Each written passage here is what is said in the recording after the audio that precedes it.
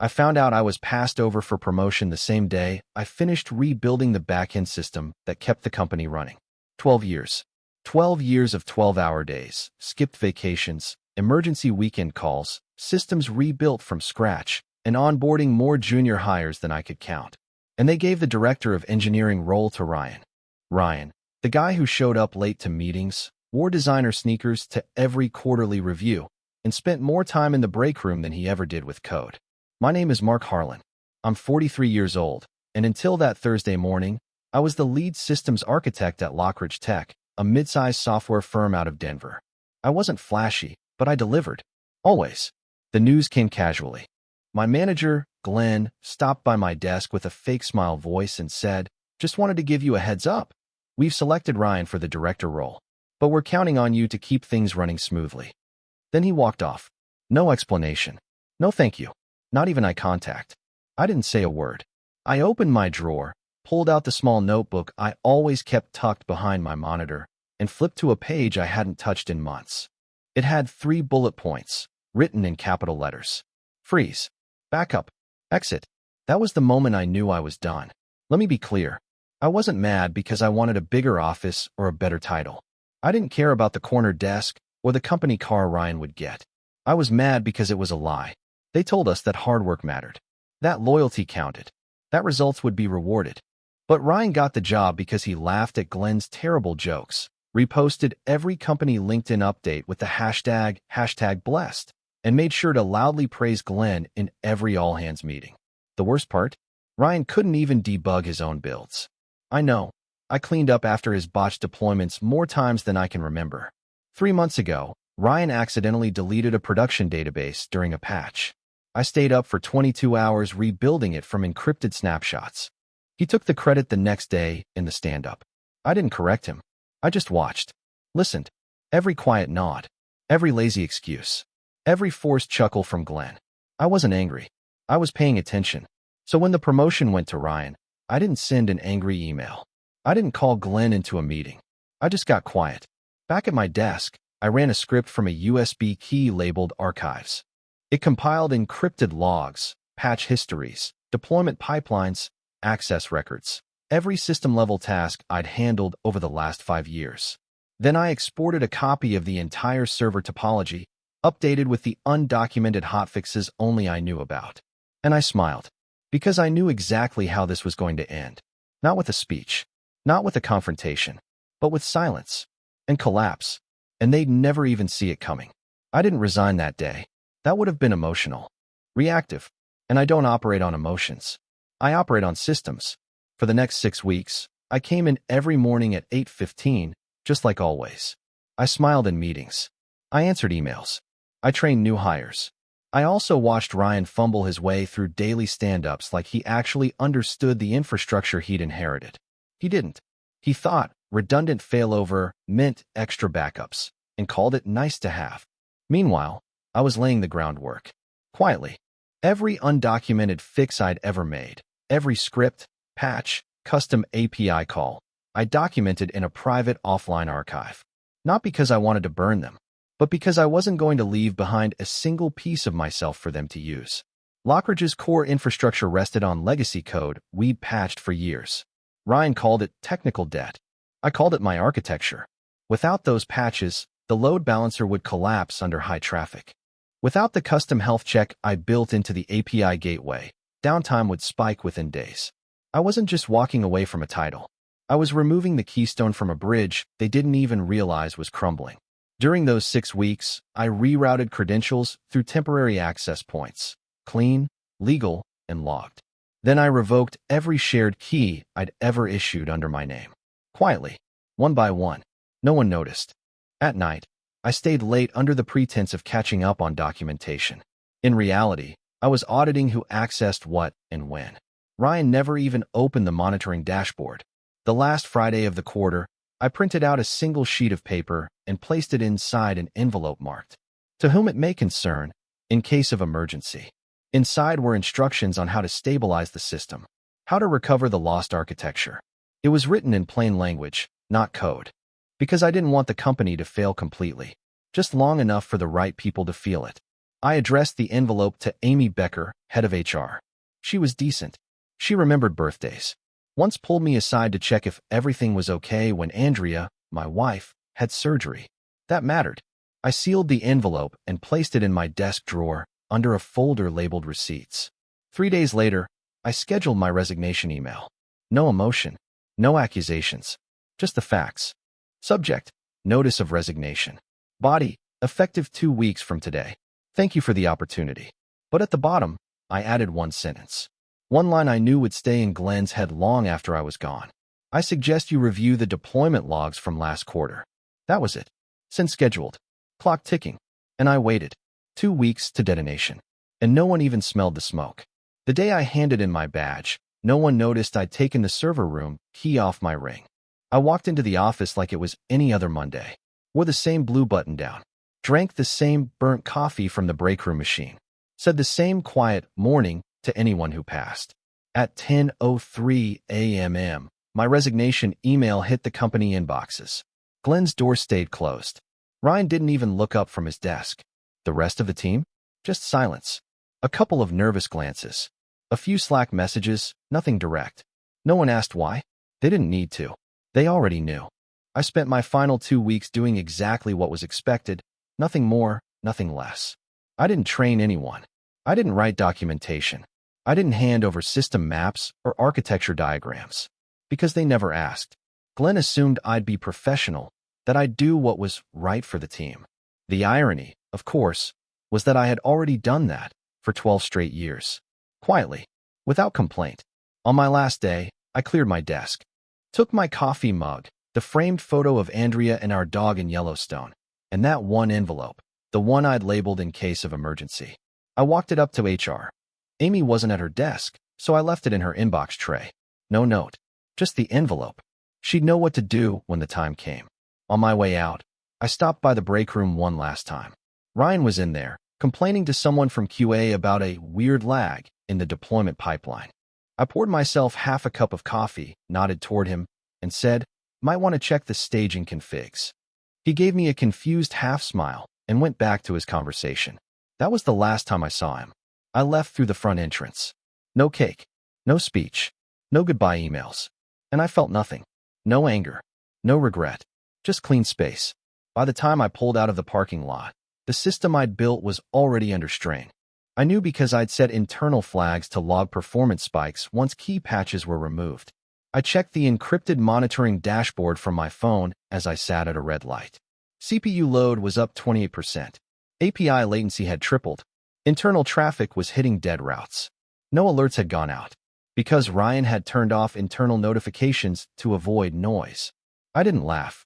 I just watched the numbers climb. That night, I had dinner with Andrea. We grilled steaks on the back patio and opened a bottle of red wine we'd been saving since our 10th anniversary. She asked if I was okay. I told her the truth.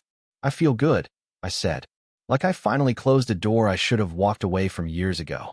I didn't tell her what was coming. Not yet. Because the fall hadn't happened. But it was close. Very close. 3 days after I left Lockridge, their staging environment went down for 9 hours. Not publicly. Not yet. But the internal team chat was leaking frustration. A former colleague, someone I trained years ago, messaged me from a personal account. "Any chance you still have access to the old staging routes? Ryan's freaking out." I didn't reply. Not out of cruelty. Out of principle. I wasn't their safety net anymore.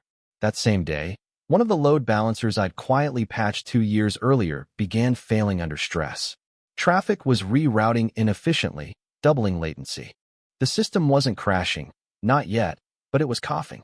By week's end, they issued a company-wide email blaming increased user load due to client growth. That was a lie. Their user base hadn't grown in 6 months. I knew, because I still monitored publicly available analytics dashboards and infrastructure metadata. It wasn't demand. It was decay. I didn't sabotage anything.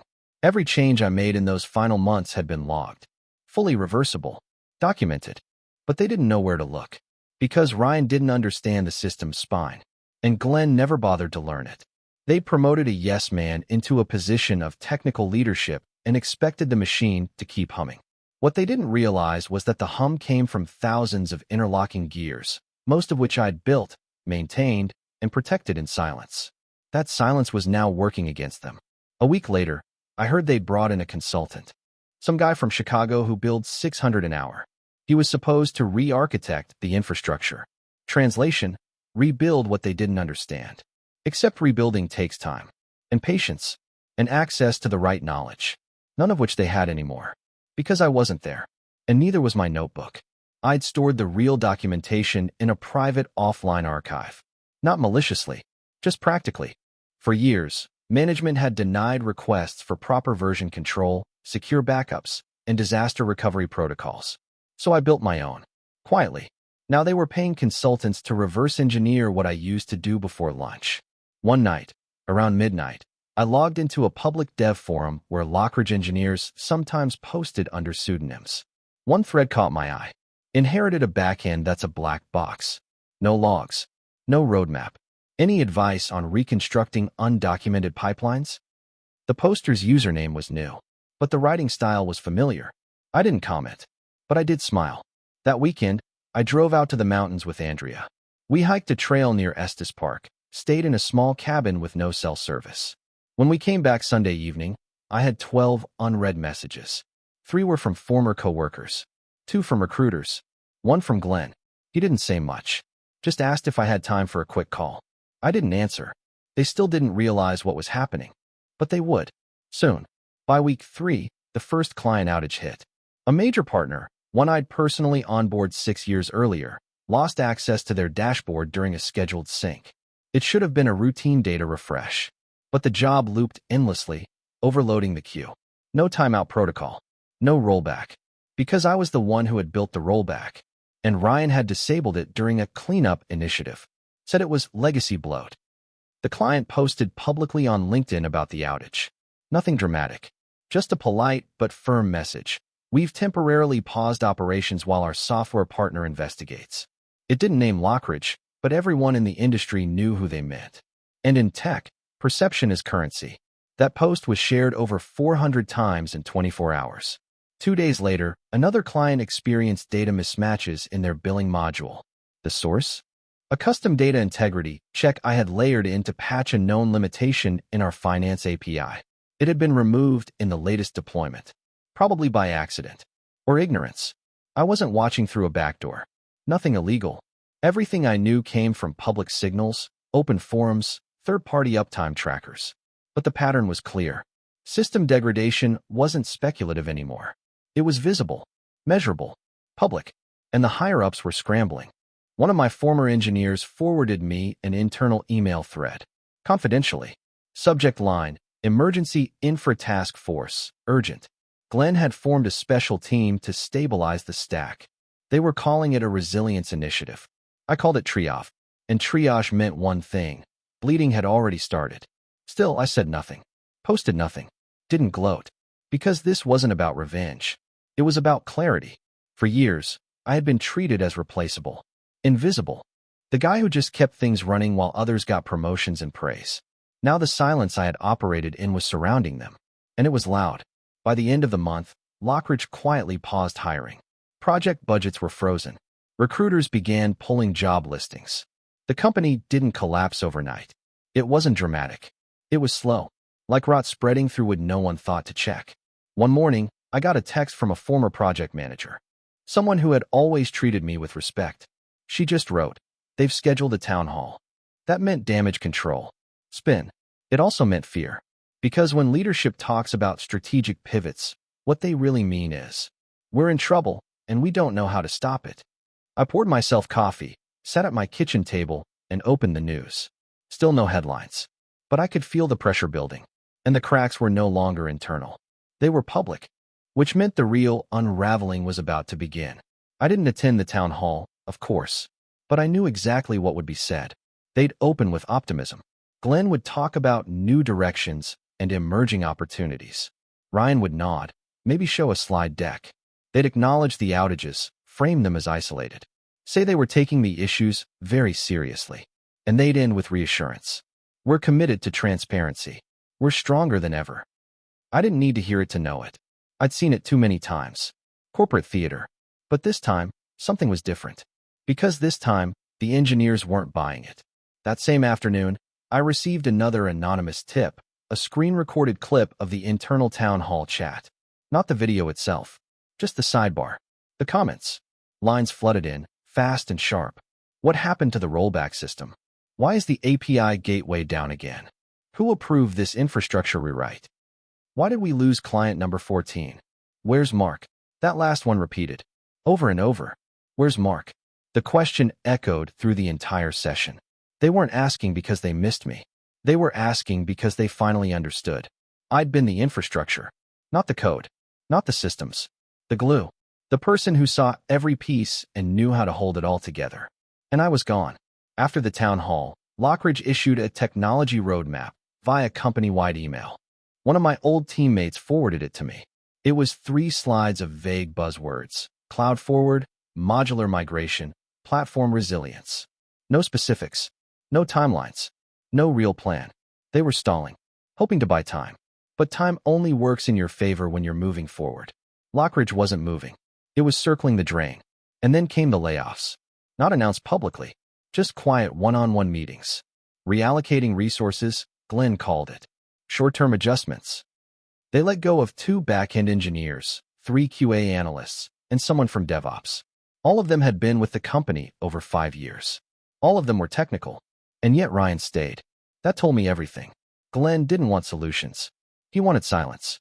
Obedience. But the system didn't care about obedience. It cared about precision. And that precision was gone. One night, I opened the envelope I'd left with HR. I had made a copy, sealed and stored in a fireproof box at home. Inside were instructions, step-by-step notes to stabilize the failing parts of the system. No sabotage, no traps, just the truth of what was needed. Amy hadn't used it. Maybe she'd been told not to. Maybe it was sitting in a drawer, waiting. Either way, they had the map, but not the will to follow it. And by the time they realized how far they'd drifted off course, there wouldn't be anything left to navigate. The collapse wasn't coming. It had already begun. They just hadn't hit bottom yet. The first public sign came in the form of a press release, buried on page 4 of a local tech news site. Headline: Lockridge Tech restructures executive team amid platform instability. It didn't mention outages. It didn't mention the layoffs. But it listed names. Ryan's was no longer on the leadership page. He hadn't been fired. Not exactly. He was transitioning to pursue new opportunities. Translation: Glenn finally realized the promotion had become a liability. I didn't celebrate. Not because I was indifferent, but because the damage had already been done. The cracks were now visible to clients, investors, and employees. And that kind of damage doesn't go away when you replace one nameplate on a door. You can't rebrand trust. 2 days later, an industry newsletter picked up the story. The kind VPs and venture capital firms actually read. It detailed significant disruptions in back-end infrastructure and quoted an unnamed source saying, "The systems were duct-taped together. When the guy who built the duct tape left, everything fell apart." That line circulated fast. It wasn't mine, but I understood the accuracy. By the end of that week, Lockridge lost 2 major clients. Quiet departures. No drama. Just vanished logos from the Our Partners section on the homepage. Then came the investor call. I didn't listen live, but the transcript was posted. Glenn opened with the usual buzzwords: strategic shifts, unexpected headwinds, market volatility. But by the second question, he was cornered. A shareholder asked about platform stability. Another asked why retention in engineering had dropped by 40% in 6 months. The last question was direct. What happened to the former systems architect? Why wasn't that role replaced? Glenn deflected, said they were moving toward distributed accountability. The call ended early. The stock dipped 2% the next morning. The next time I drove by the Lockridge building, the parking lot was half empty. I didn't go inside. Didn't need to. I already knew what was happening. The collapse wasn't loud.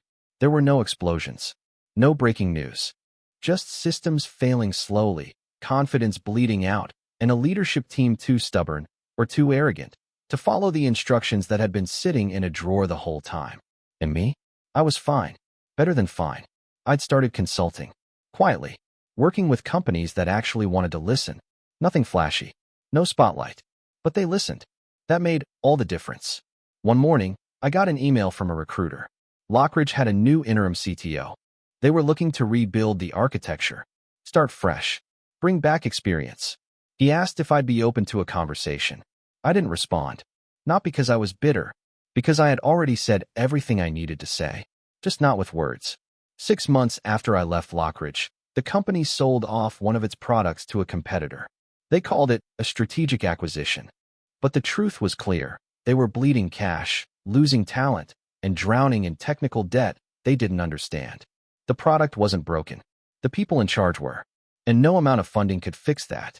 I never spoke publicly about what happened. I never gave interviews, never posted cryptic comments online. I didn't need to. People could see the result. Reputation moves faster than press releases. And in tech, people talk. A few former Lockridge engineers reached out over time. Some to thank me. Others just to say they finally understood. One said, "I used to think you were just quiet. Now I realize you were watching." He was right. I wasn't passive. I was observant. I didn't make noise. I built systems that worked. Held things together without applause or recognition. Until they made the mistake of assuming that silence meant weakness and replaced competence with confidence. One of the consultants Lockridge brought in, someone who'd once worked at a firm I briefly contracted for, messaged me privately. He said, "They're trying to rebuild, but no one knows what was really there to begin with. It's like trying to assemble a machine without ever having seen it run." That was the final confirmation I needed. I had built something invisible, and when I left, they realized just how much visibility they'd lacked all along. I moved on. Started working with a small firm in Boulder. Different culture. No open office nonsense. Real work. Real people. They didn't ask for heroics. They asked for clarity. I gave them structure, safeguards, systems that didn't rely on one person knowing all the secrets. Because I'd learned, too, silence is powerful, but only when it's chosen, not when it's forced. Andrea and I took a trip that fall. Drove through the Pacific Northwest, stayed in quiet towns with names you wouldn't find on postcards. I left my phone off most of the time. For the first time in years, I wasn't on call. No one expected me to fix what someone else had broken. I wasn't the fireman anymore. And it felt good. One morning, while having coffee in a small cabin near Cannon Beach, I checked my email. Just one new message. From a former Lockridge intern. She said, "You probably don't remember me, but you once stayed late to help me fix a broken data pull. Everyone else had gone home. You didn't even say much. Just fixed it and left. I wanted you to know, I stayed in tech because of that moment." I closed the laptop. That was enough. I didn't need revenge. I had something better. Impact. 2 weeks after we got back from Oregon, I received a letter. Not an email. A letter. Hand-signed. It was from Lockridge's new interim CEO. Someone I'd never met. The letter was polite, formal, almost apologetic. They wanted to talk. Not about the past, but the future. They were rebuilding from the ground up and looking for experienced systems leadership with a track record of quiet excellence. That phrase stopped me. Quiet excellence. They finally understood. Or at least, someone new did. Attached was an offer. Generous salary. Full autonomy. Reporting directly to the board. Authority to restructure the engineering department however I saw fit. It was the offer I should have received years ago. But I didn't feel satisfaction. I felt distance. Like the version of me they were speaking to didn't exist anymore. I sat with the offer for 2 days. Didn't talk to Andrea about it. Didn't ask friends. I just thought. And the more I thought, the clearer it became. I wasn't going back. Not because I was bitter. Because I'd built something better since leaving. Something quieter, yes, but stronger. Control. Peace. Dignity. Lockridge had been a battlefield. And even though I'd walked away intact, I had no interest in stepping back into the ruins, no matter how clean the invitation looked. On the 3rd day, I sent a short reply. "Thank you for the kind offer. I respectfully decline. I wish you the best as you rebuild." No lecture. No burn. Just a clean answer. A week later, I saw that Lockridge had hired someone else, an outsider with a fancy resume and a string of buzzwords.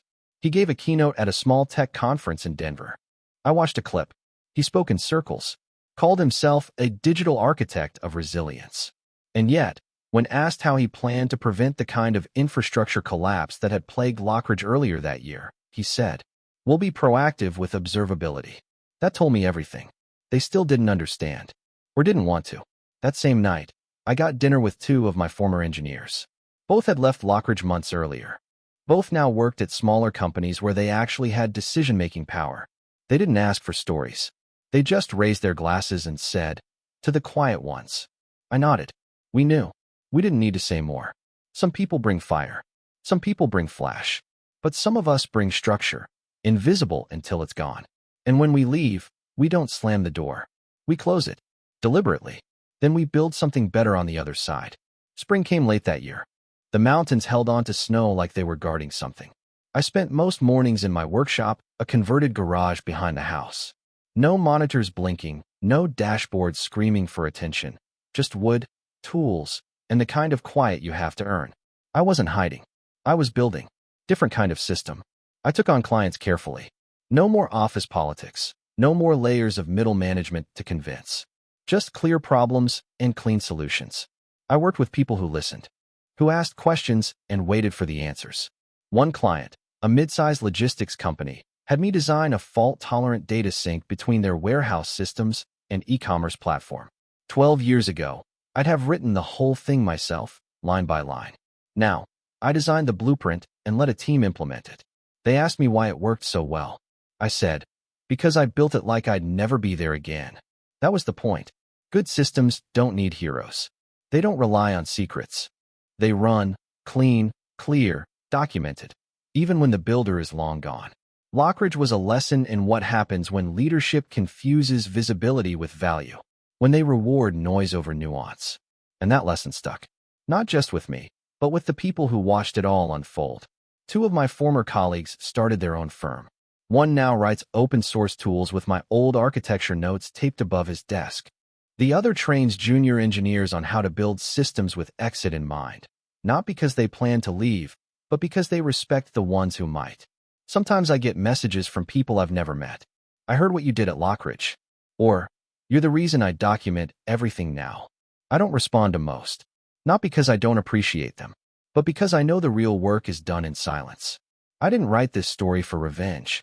I didn't burn anything down. I just stepped away.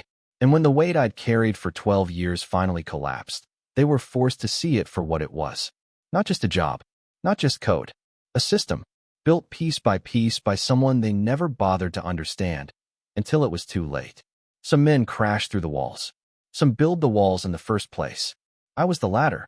And when the walls held, no one noticed. When they failed, everyone remembered. I don't need credit, but I earned clarity. I earned peace. And in the quiet that followed the collapse, I built something they never could. A life with integrity. A legacy of systems that never needed noise to function. Only care. Only patience. Only the kind of discipline that doesn't raise its voice, because it never had to. What would you have done in my place? If the story hit you, leave a like. And don't forget to subscribe. It only gets stronger from here.